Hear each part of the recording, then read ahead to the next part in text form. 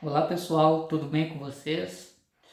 Hoje eu estava dando uma olhada aqui nos textos meus e vendo algumas coisas pela internet, e aí me bateu uma vontade aqui de fazer um vídeo para falar com vocês sobre um assunto que diz respeito ao ateísmo, mas que pega essa dimensão política, né, no sentido que se costuma atribuir uma determinada ideia do que seria o ateísmo no debate político contemporâneo. Né? Para isso, eu tomo como referência aqui o estudo que eu fiz, que está no meu último livro, este aqui, Espectro do Ateísmo, que é um livro de 2022, onde eu trato lá sobre a construção de significados depreciativos e preconceituosos em relação ao ateísmo, né? A ideia do ateísmo como algo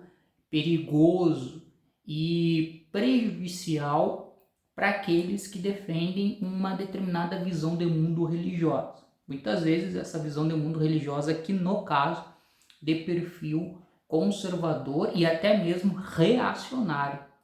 Tá? Em um dos temas que faz parte do vocabulário de setores da direita e principalmente da extrema-direita no Brasil, mas é possível que isso não seja apenas no Brasil, porque há uma circulação internacional dessas ideias, é o tema do marxismo cultural. O discurso da extrema-direita sobre o marxismo cultural nesse início do século XXI costuma associar a questão do marxismo cultural com ateísmo. Na verdade, o marxismo cultural seria uma expressão atual do ateísmo enquanto uma certa, vamos dizer, visão de mundo defendida por setores da esquerda. Tá? Então isso aparece aqui no meu estudo. Veja só, sobre as origens do marxismo cultural. Tá? A expressão marxismo cultural refere-se a uma teoria forjada por intelectuais conservadores de direita nos Estados Unidos, no início da década de 1990. Procura se referir-se a um conjunto heterogêneo, então isso é o que dizem esses intelectuais, que eles diziam lá no momento de construção dessa noção de marxismo cultural, um conjunto heterogêneo de pautas chamadas pejorativamente de esquerdistas e comunistas, como feminismo, política identitária e movimento LGBTQIA+. Então vejam, o marxismo cultural é apresentado por intelectuais conservadores nos Estados Unidos a partir desse prisma. E no Brasil, esse entendimento, essa noção conservadora de direita sobre marxismo cultural, ela foi pioneiramente apresentada ao público brasileiro pela figura do Olavo de Carvalho, que depois vai se tornar uma referência para o bolsonarismo. Tá?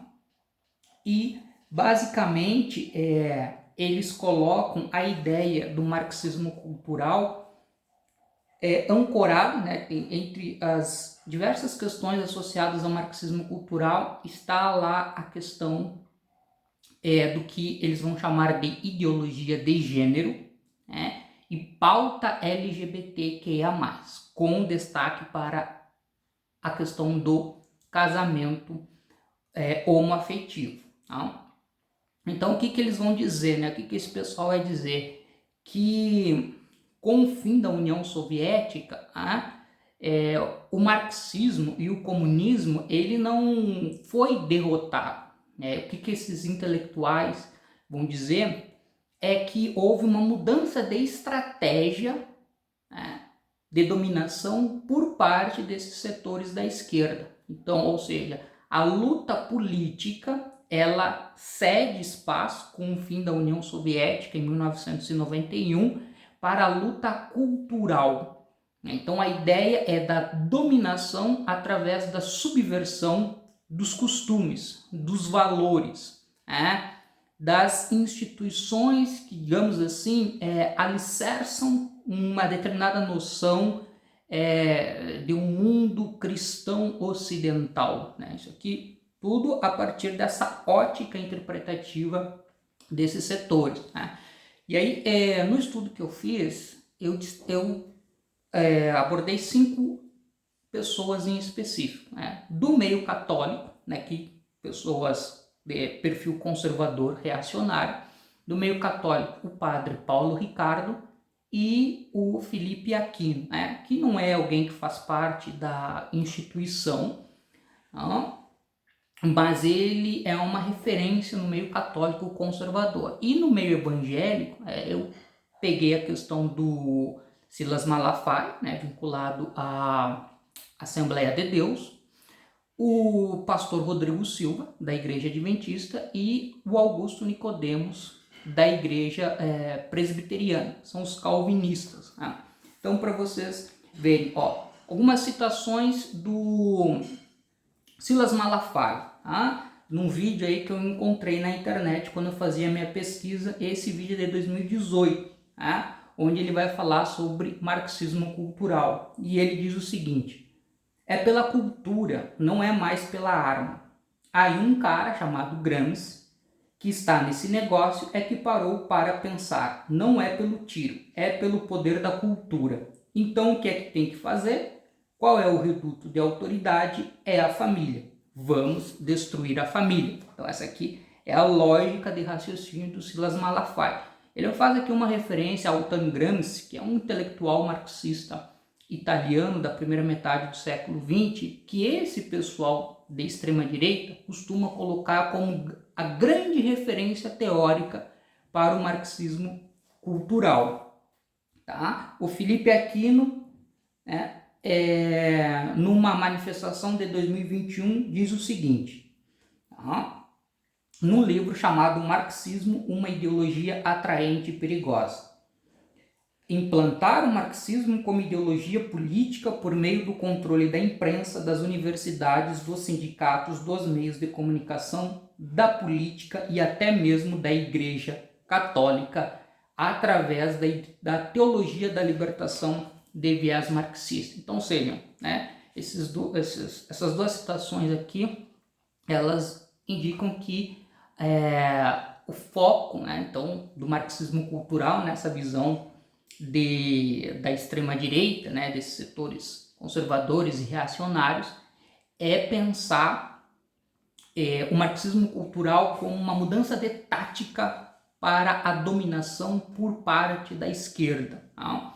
Então, que não é mais a luta política, mas é a luta cultural. Na verdade, tem uma dimensão política, mas agora se dá particularmente através de meios culturais. E os 2 grandes temas que esse pessoal costuma elencar como exemplos dessa luta através do marxismo cultural, que eles vão chamar de uma guerra cultural, como eu mencionei, é a questão